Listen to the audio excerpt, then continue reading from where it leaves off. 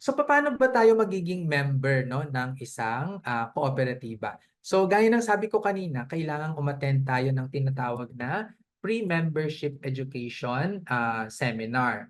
So magbibigay lang ako ng ano no ng paano kinakandak yung PMES using SEDPICO as an example para live na yung demonstration natin, okay? So yung ano no, yung pre-membership education seminar, pag umattend ka nito, ano yung nilalaman? So usually ano no, pinapakita yung legal basis no, yung registration ganyan ng kooperatiba.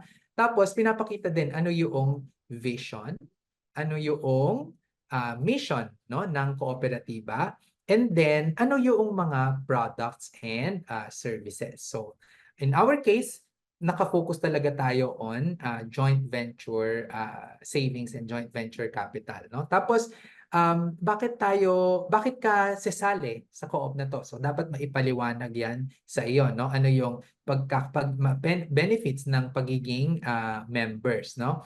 Tapos ano ba yung ibig sabihin ng PMES? Okay? So yung PMES, Pre-Membership Education Seminar siya, ito ay prerequisite sa lahat ng cooperatives, mandated ng Cooperative Development Authority yan. So hindi ka po pwedeng maging member ng isang kooperatiba kung hindi ka umattend ng PMES, no? And ang goal nito is to educate members on the cooperative movement. Ano yung lalamanin yan? Okay? So meron tayong ang lalamanin ng pre-membership education seminar, ano ba yung principles ng cooperative, yung vision, mission, membership, products and services, at saka ano yung mga plano. Okay? So, yun. At tapos, ano na, ito na yung mga example lang kung paano yung, ano na, paano yung pagiging, yung process niya mismo. So, ito very specific na sa SETI. Pero basically, yun lang naman. Usually 30 minutes to 1 hour yung pre-membership education seminar ng mga kooperatiba. Tapos ay ano na siya no? Marami ay available na rin online. Pero naku nung ako nagsisimula talagang ano kailangan mo pang mag-fly no doon sa